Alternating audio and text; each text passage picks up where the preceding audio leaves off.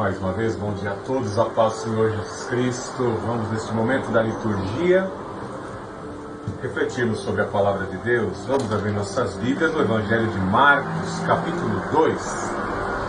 Evangelho de Marcos, capítulo 2.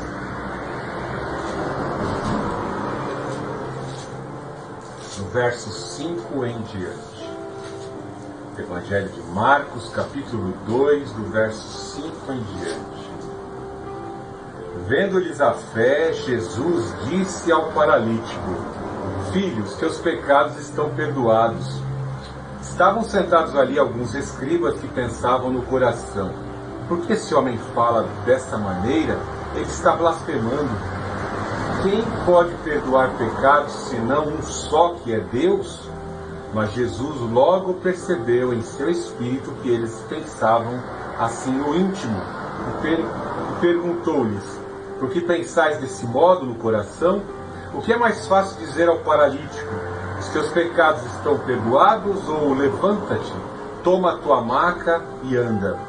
Mas para que saibais que o Filho do Homem tem autoridade para perdoar pecados na terra, disse ao paralítico: eu te digo, levanta-te, toma a tua maca e vai para casa.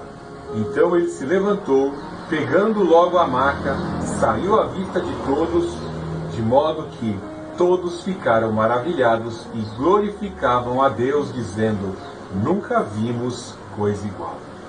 Deus Altíssimo, Deus de amor, Deus de poder, nós te amamos, te adoramos, te agradecemos. Te glorificamos por esta palavra, porque no Filho do Homem, no Senhor Jesus Cristo, temos a convicção e a certeza de que nossos pecados foram perdoados. E nós podemos andar, caminhar, Pai Santo, para cumprir o teu propósito. Não mais servos e escravos do pecado e do mundo, mas agora servos do Senhor Jesus, iluminados pela verdade e o poder da tua palavra. Em nome do Senhor Jesus Cristo, tira toda a cegueira de entendimento, Pai Santo, e resplandeça em nós a tua glória. Insere em nossas vidas, Pai Santo, a cada dia a novidade de vida, a alegria, a certeza, a convicção de que o Senhor não nos desampara.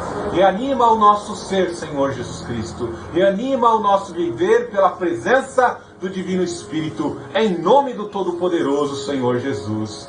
Em nome do Senhor Jesus, pelo fogo do Santo Espírito, que os espíritos de enfermidade, que os espíritos imundos partam em retirada agora, em nome do Senhor Jesus Cristo. Cura toda enfermidade emocional e espiritual, em nome do Senhor Jesus Cristo. Neste momento, Pai Santo, eu te suplico também por todos que nos assistem pela plataforma do YouTube, que sejam todos tocados pelo poder do Santo Espírito e que possam andar em novidade de vida, glorificando ao Senhor Jesus em seus viveres. Em nome do Senhor Jesus Cristo, glorificamos neste momento o Deus Altíssimo, glorificamos o Senhor Jesus, glorificamos o Santo Espírito. Amém. Louvado seja o nome do Senhor Jesus Cristo. Essa é a intenção do nosso Deus ao, assim, enviar, comissionar o Senhor Jesus Cristo para esta terra. Que profecia maravilhosa, Isaías 61, no que diz respeito ao Filho de Deus encarnado, pois havia necessidade das duas naturezas serem assim unidas para efetuar o plano de redenção. Primeiramente, o próprio Deus é o único que tem poder para perdoar pecados.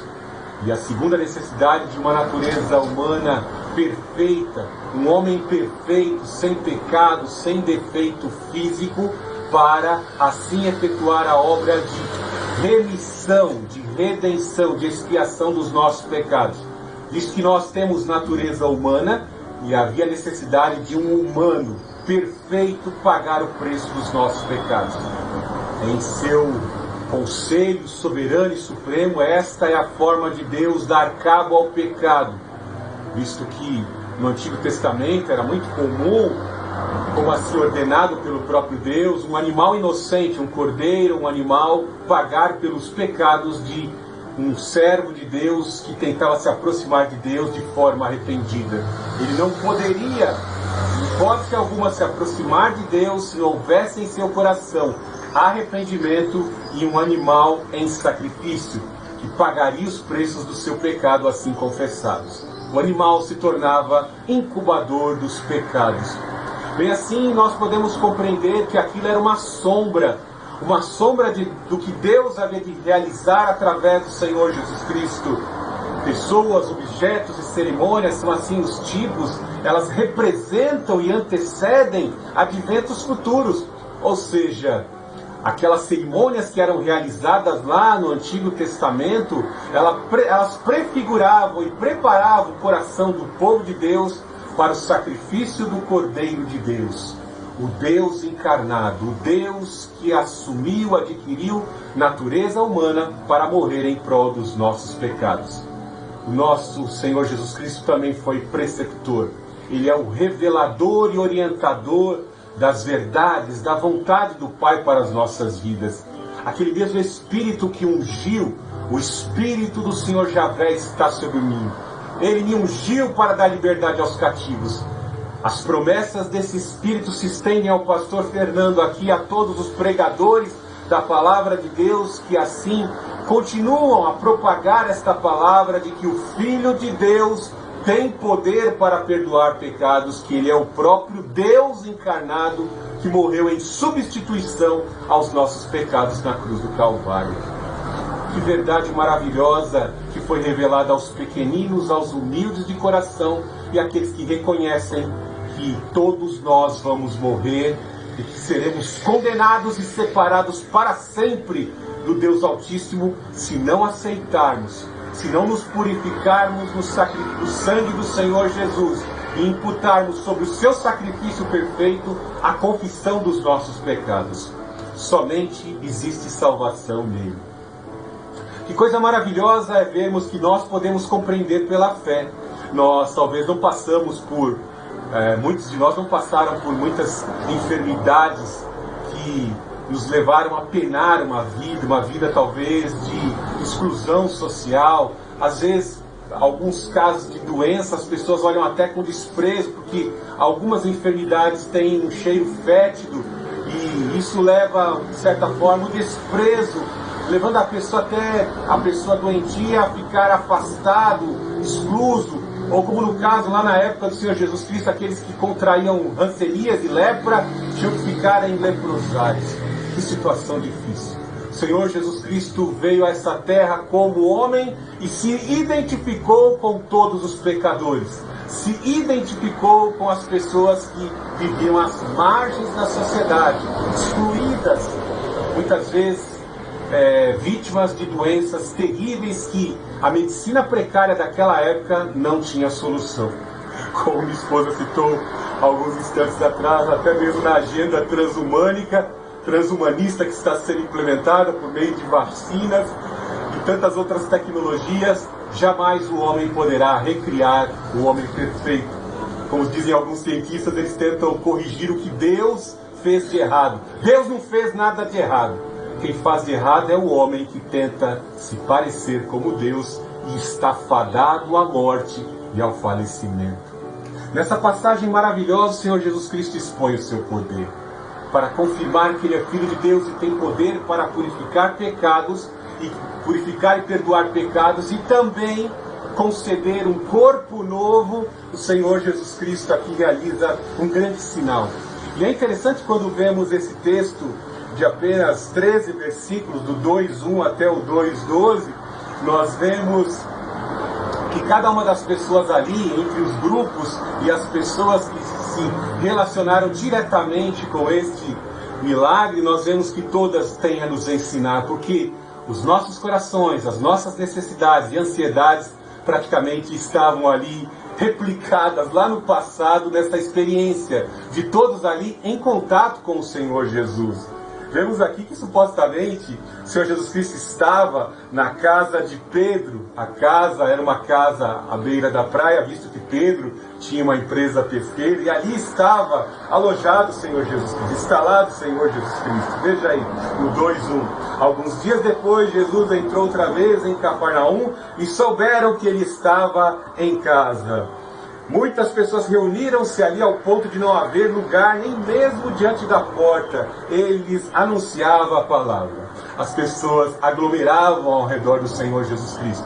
Se ele fosse um farsante, se ele não pudesse realizar sinais, com certeza as pessoas não iriam correr, perseguir o Senhor Jesus Cristo ao ponto de não dar descanso ao mestre. Eu imagino que o mestre ficava realmente cansado e rouco, fatigado.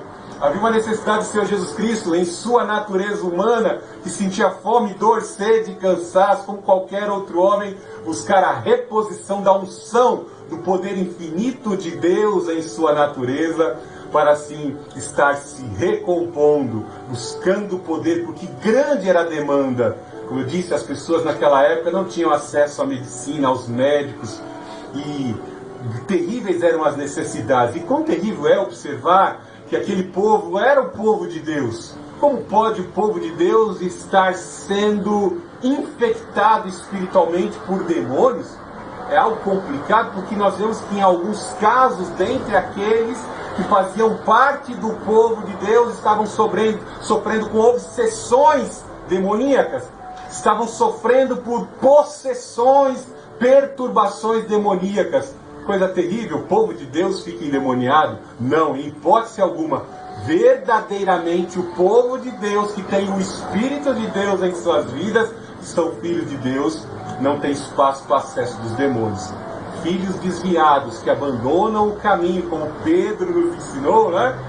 Que aquele que rejeita, que cai na apostasia, se entrega à rebeldia e cai na apostasia, na reincidência do pecado, é como a porca lavada que volta ao chiqueiro e o cão que volta ao vômito. Fica em estado pior que o primeiro.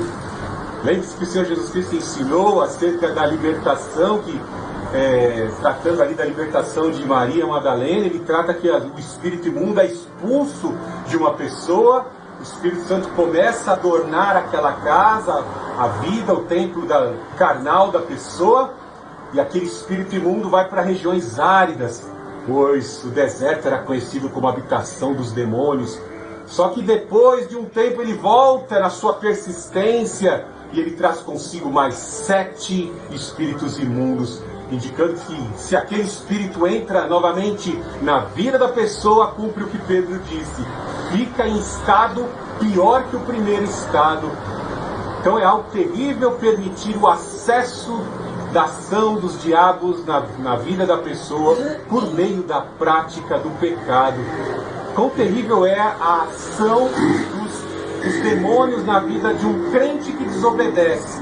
Conheço vários testemunhos e histórias de pessoas que tiveram comunhão com Deus, mas por desobediência foram agravadas.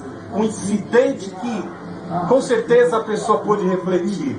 Se eu não tivesse pecado, se eu não tivesse matado aula nesse dia, se eu não tivesse feito essa situação errada, eu não teria sido acometido com essa enfermidade que eu carrego há tanto tempo.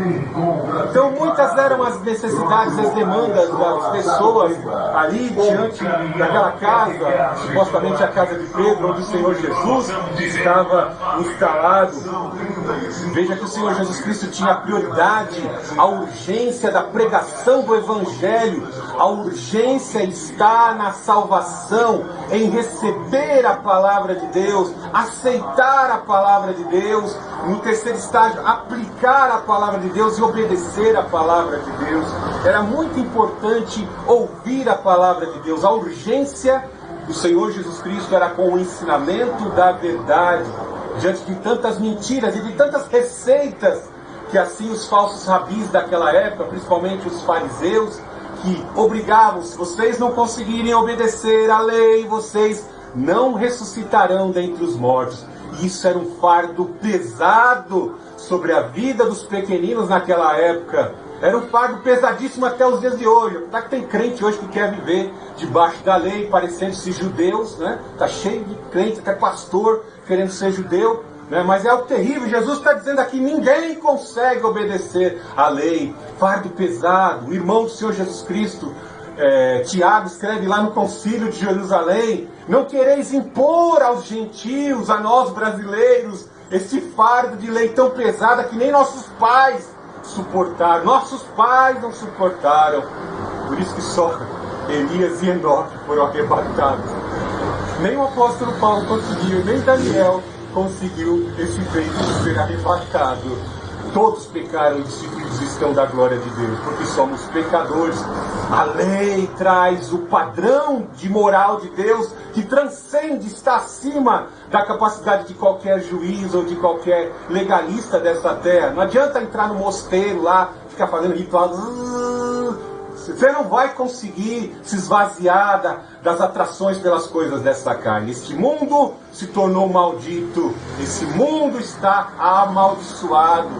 Jaz do maligno, o príncipe desse século domina todos os setores e todas as instituições que foram corrompidas por ele. Veja a necessidade urgente, de urgência do anúncio da palavra de Deus.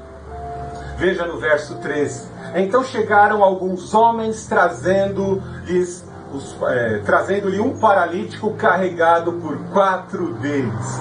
Então veja que diante da multidão, nós vemos também que existiam 4 pessoas que, preocupadas com um amigo que era paraplégico, assim pensaram: como vencer o desafio da grande multidão, dessa muralha de gente que está adiante de nós, porque nós cremos, os 4 tinham esta convicção: somente o Senhor Jesus Cristo, o Messias, que tem poder, é que pode solucionar o nosso problema. Cada um desses 4, assim, já foi trazido em muitas mensagens, que cada um deles pode expressar 4 qualidades que poderiam ser inseridas e estar inseridas nas nossas consciências, no que diz respeito a buscar do Senhor algo.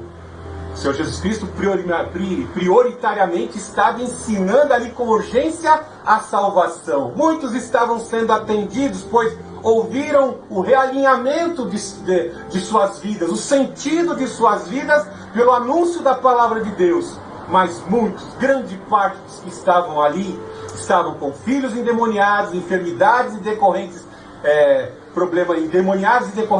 enfermidades por conta da ação desses demônios. E este aqui em especial, alguém que pecou e teve por implicação se tornar um paraplégico. Isso vai ficar bem claro, pois no verso 5, o Senhor Jesus Cristo primeiramente perdoa os pecados dele e depois realiza o sinal de cura sobre a vida deste paraplégico. Esses 4 homens ali, vemos aqui algo que expressa o amor daqueles 4 amigos em transportar alguém que não pode se locomover, ir até o Senhor Jesus Cristo. E é o que acontecia muito, principalmente para os paraplégicos, para os cegos, que não podiam se deslocar até o Senhor Jesus Cristo. Algo maravilhoso é vermos, às vezes, os esforços que algumas pessoas fazem para trazer as pessoas ao Senhor Jesus Cristo. Você já fez algum esforço? Eu poderia contar inúmeros esforços que eu já fiz para salvar alguém, levar alguém ao caminho do Senhor, porque desde cedo eu tive o meu chamado. Eu imagino que você, na sua vida, você já fez um esforço para levar alguém para Jesus Cristo. Talvez você se envolveu até em conflitos com o diabo. Muitas vezes usa pessoas da parentela, usa outros amigos para tentar impedir que você pregue, ou de um outro credo de uma seita, que vão tentar ali jogar na sua evangelização, no seu evangelismo, vão tentar jogar um ensinamento ou a dúvida. Isso é uma ação demoníaca do diabo, para colocar impedimentos para que você não possa entregar a verdade do Evangelho do Senhor Jesus Cristo. Quantas experiências, tanto eu como você, poderia contar. Mas esse fato aqui deixou até mesmo o mestre impressionado. Será que o mestre ficaria impressionado? Ele sabe de tudo, ele é onisciente, ele sabe de tudo. Mas, de certa forma, foi um destaque a ação, o plano desses 4 amigos para levar um necessitado, alguém que não pode se deslocar, para estar diante do mestre e receber a palavra e receber o perdão dos seus pecados e a cura do seu corpo, para ficar confirmado no coração daquele a quem nós estamos pregando, que este ao qual nós estamos pregando verdadeiramente é Deus. Talvez essa seja uma dificuldade, né? Nós falamos que Jesus é o Filho de Deus, que Jesus virá salvar os seus eleitos, os seus escolhidos, e as pessoas zombam. Ah, tem um Deus parecido lá no desenho animado, Super-Homem, ele salva a humanidade. Ah, tem um desenho lá, tem alguém lá que já fez grandes obras. Todas as religiões, entre aspas, oferecem uma espécie de Jesus. Jesus é apenas mais um neste rol, na estante das religiões que assim se oferecem ao mundo. Quão terrível é observarmos que todas as religiões têm uma espécie de Messias, mas é interessante que nenhum dos outros Messias está preocupado com a moralidade e o caráter.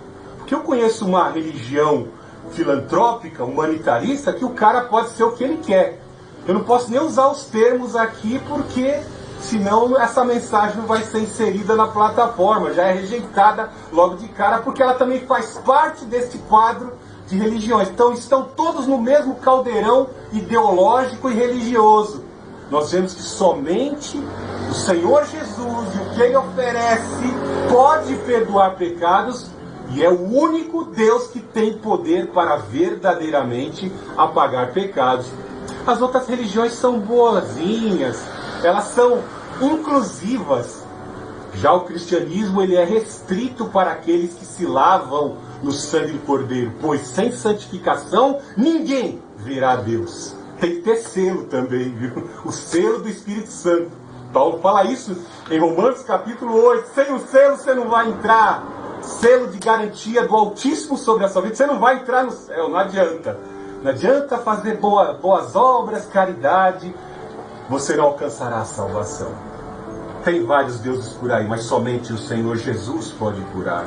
O que representam esses 4 amigos? A longanimidade, a perseverança, a resistência, o esforço coletivo, a coletividade, a união para levar alguém ao Senhor Jesus Cristo. Quando olhamos ao longo da história, veja os nossos irmãos missionários, de 30 a 40 missionários estão morrendo no Afeganistão por amor ao Evangelho do nosso Senhor e Salvador Jesus Cristo. E em Guiné-Bissau, e em tantos outras nações onde existem ditaduras comunistas e islâmicas, estão morrendo os nossos irmãos que abriram mão de suas vidas, da sua terra natal, e estão em terras estrangeiras, distantes e hostis, pregando o Evangelho, fazendo um esforço para levar almas ao Senhor Jesus Cristo, que é o único que pode salvar. E eles pensaram, como vencer essa multidão? Impossível, 2 corpos não ocupam o mesmo lugar no espaço. Eles pensaram, a estratégia será por cima. E olharam aquela casa, com certeza era uma casa grande.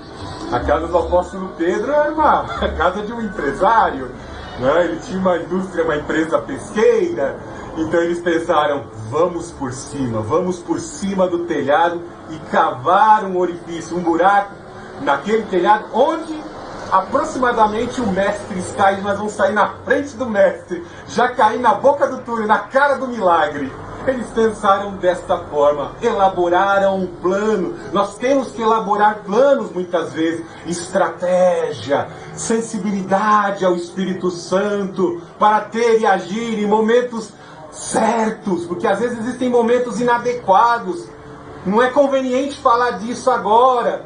Não é conveniente falar. O Espírito Santo fornece essa sensibilidade, fornece em nós essa sensibilidade, esse toque, esse alarde. Age agora, como Davi na batalha. Quando você vê o sinal dos anjos, do exército celestial sobre a copa das amoreiras, ataca de frente que você vai vencer. Olha, ataca de frente, ataque frontal. Mas o inimigo não é maior?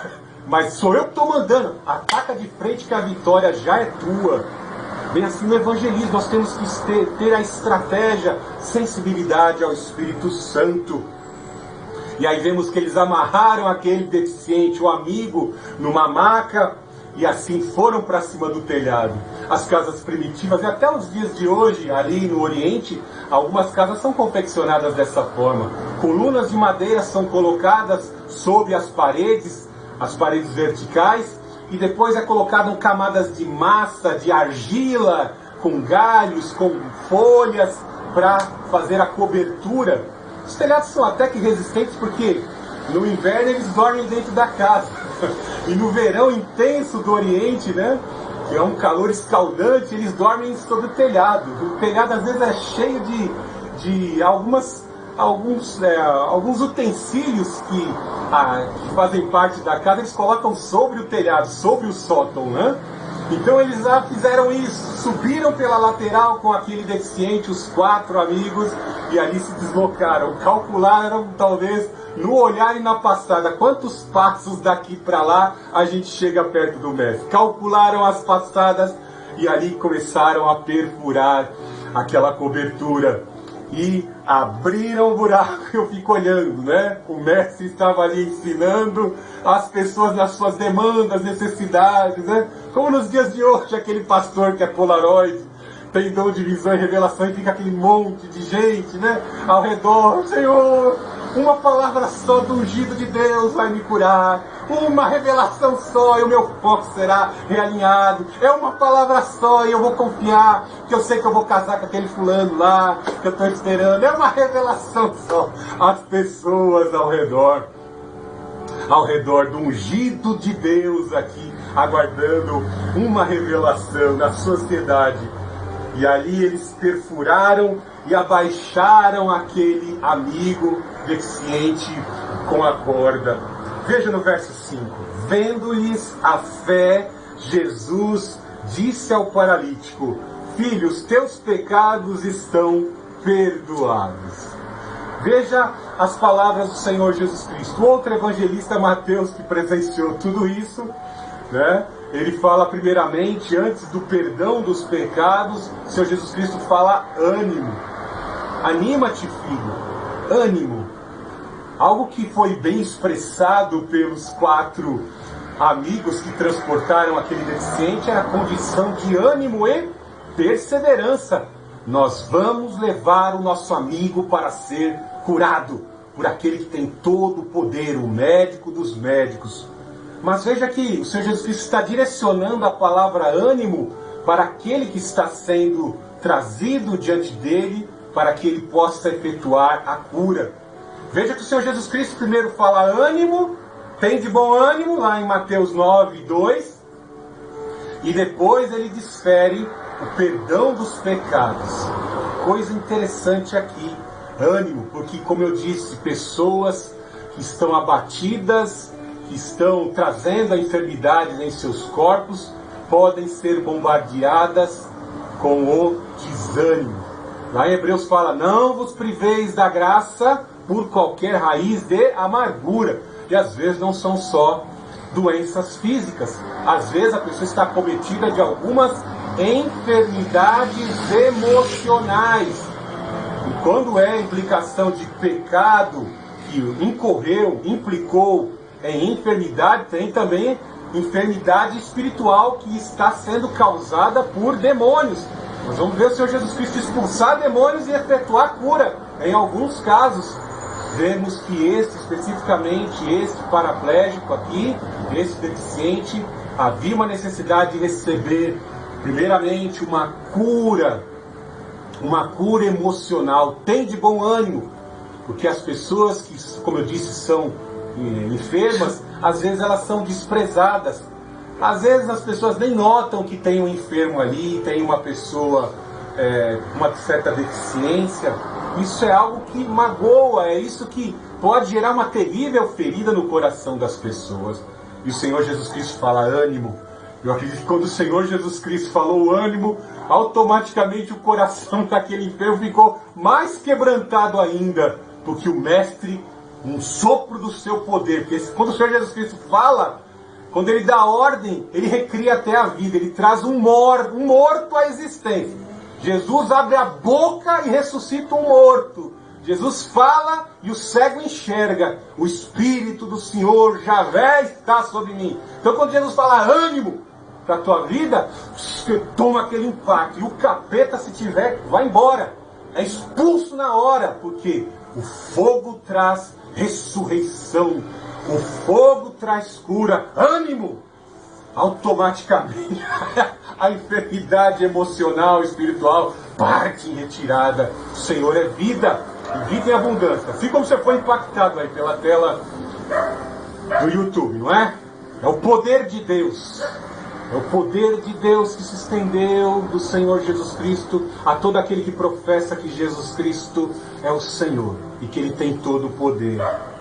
Veja que existem atrapalhadores. Lembra quando alguns instantes atrás eu falei de alguns atrapalhadores que tentam ver que você está conquistando aquela alma para o Senhor Jesus e eles tentam ali jogar uma areia, uma pedra no funcionamento das engrenagens para que o negócio não funcione bem? Olha quem está tentando impedir alguém de se salvar.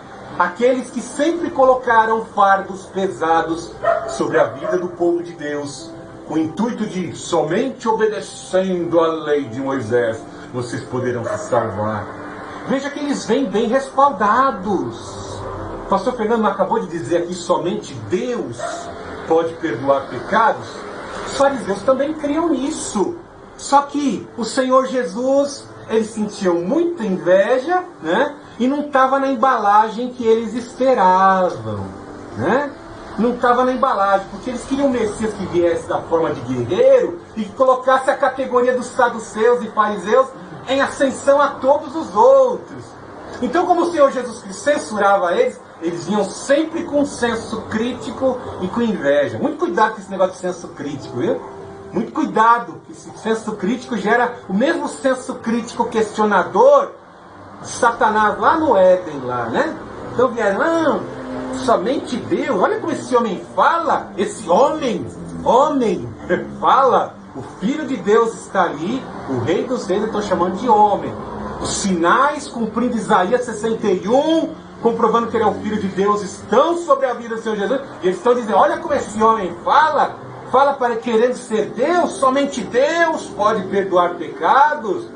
Veja aí, estavam sentados ali alguns escribas que pensavam no coração, por que esse homem fala dessa maneira?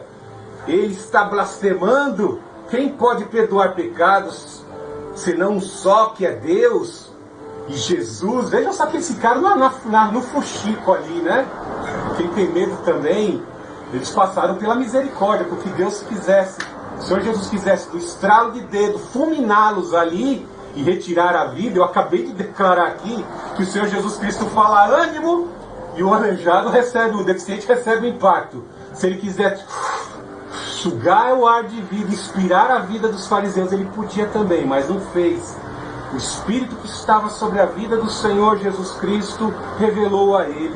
Mas Jesus logo percebeu em seu espírito que eles pensavam assim no íntimo e perguntou-lhes, por que pensais desse modo? Qual o problema? O Senhor Jesus Cristo está assim indagando contra eles. Por que vocês pensam dessa forma? Por acaso estão duvidando? Vocês que são tão conhecedores das Escrituras? Veja o questionamento que o Senhor Jesus Cristo faz a eles. O que é mais fácil dizer ao paralítico? Os teus pecados estão perdoados? Ou levanta-te, toma a tua maca e anda? Dizer que os teus pecados estão perdoados talvez iria inculcar os fariseus e os escribas que estavam